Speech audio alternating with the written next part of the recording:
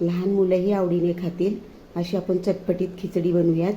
हे बघा, त्याच्यासाठी मी साबुदाणा आणि मिरची घेतलेली आहे। हा साबुदाणा मी 2-3 तास भिजवून घेतलेला आहे। शेंगदाणे भाजून घेतलेला आहे आणि 2 बटाटे कट करून पाण्यामध्ये ठेवलेले आहेत। हे बघा, गॅसवर कढई ठेवलेली आहे। कढईमध्ये बघा तेल टाकलेलं आहे। आता हा बटाटा टाकते।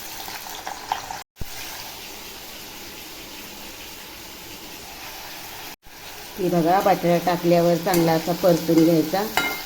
तेलामध्ये तुम्ही तूपही टाकू शकता, तर मी काय टाकलं नाही आहे। आता झाकण ठेवते आणि बटाटा चांगला असा शिजवून घेते। बटाटा परततोय तोपर्यंत बघा मी शेंगदाण्याचा असा दरदरीत कूट करून घेतलेला आहे।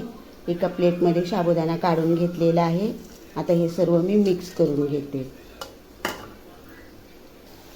बटाटा परतत असताना ही मिरची पण बघा मी टाकते। कट करून घेतलेली आहे, लहान मुले खातील म्हणून।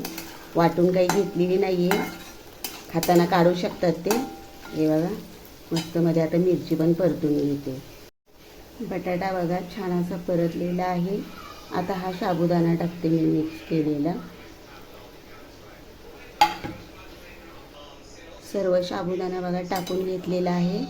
आता याला मध्ये मी परतून घेते। कढई लहान आहे, जरा हलवायला जरा प्रॉब्लेम होतोय। तुम्ही मोठी कढई घ्या। हे बघा थोडंसं मीठ पण टाकते मी, म्हणजे चवीप्रमाणे। मीठ टाकल्यावर पण बघा छान असं परतून घेतलेलं आहे। आता झाकण ठेवते आणि छान असं याला वाफलून घेते। हे बघा, झाकण ठेवल्यावर पण छान अशी परतून घेतलेली आहे। झाकण ह्याच्यासाठी ठेवायचं की चांगली अशी आतमधून पण छान लागते खिचडी आणि शिजतो पण साबुदाणा चांगला असं। हे बघा, बघू शकता तुम्ही किती छान अशी मोकळी झालेली आहे खिचडी। बघा, अजिबात चिकट झालेली नाही। आता मी अर्धी खिचडी एका डिशमध्ये काढून घेते।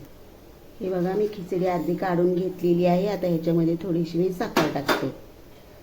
तुम्ही दही टाकू शकता ज्यावेळेस खाता त्यावेळेस। आता साखर टाकल्यावरही चांगलं असं मिक्स करून घेते। मिरच्या पण काढलेल्या आहेत मी, 1-2 मिरच्या आहेत फक्त त्याच्यामध्ये। साखर टाकल्यावरही चांगलं असं परतून घ्यायचं। हे बघा, साखर पण छान अशी परतलेली आहे मस्त मध्ये। लहान मुलांना आवडीने खातात ही खिचडी।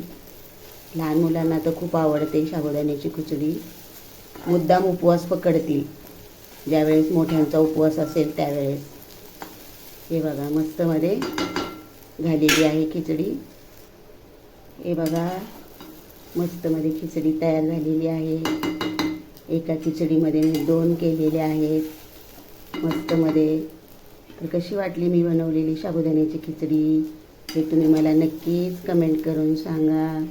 माझ्या चॅनलला लाईक, शेअर आणि सबस्क्राईब करा। चला तर मग बाय। आणि माझा व्हिडिओ आवडल्यास लाईक, शेअर आणि सबस्क्राईब करा।